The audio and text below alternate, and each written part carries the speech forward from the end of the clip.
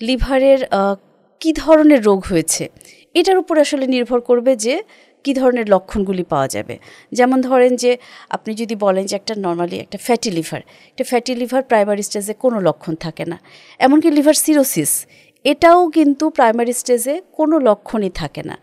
Viral hepatitis, B virus, C virus, chronic viral hepatitis অনেক দিন শরীরে থেকে গেলেও কোনো লক্ষণ থাকে না। কাজেই লিভারটা ইম্পর্ট্যান্ট কেন, লিভার রেগুলার পরীক্ষা নিরীক্ষা করা প্রয়োজন কেন? কারণ লিভারের অনেকগুলি রোগী প্রাথমিক স্টেজে কোনো প্রকার কোনো লক্ষণ থাকে না।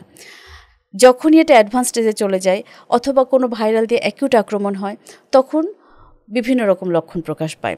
এর মধ্যে খুব কমন আমরা যেগুলো পাই সেটা হচ্ছে 1 নম্বরে জন্ডিসই বলতে হবে। লিভারের রোগের প্রধান লক্ষণ আসলে জন্ডিস নিয়ে মানুষ প্রেজেন্ট করে, এবং যখনই জন্ডিস হয় আমরা কিন্তু প্রথমে লিভারের কথাই ভাববো, অন্য কোনো কিছু ভাববো না। এছাড়াও লিভার পেটের ডান দিকে থাকে, উপরের দিকে, কাজে পেটের ডান দিকে উপরের দিকে ব্যথা থাকতে পারে, কিছু ডিসকমফোর্ট থাকতে পারে, কিছু জ্বর থাকতে পারে, খাবারে অরুচি আসতে পারে। যখন অ্যাডভান্স স্টেজে চলে যায় তখন জন্ডিসের সাথে সাথে পেটে পানি আসতে পারে, পায়ে পানি আসতে পারে। আমরা টিভিতে দেখি না লিভার সিরোসিস হয়ে পেশেন্ট মারা যাচ্ছে, রক্ত বমি হচ্ছে, দেবদাস সিনেমার মতো।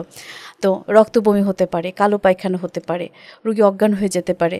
সো প্রাইমারি স্টেজে আমাদের প্রথম লক্ষণ হচ্ছে জন্ডিস, খাবারে অরুচি, পেটে ব্যথা এগুলা, এবং অ্যাডভান্স স্টেজে গিয়ে আরও আসলে অনেক কিছু হতে পারে।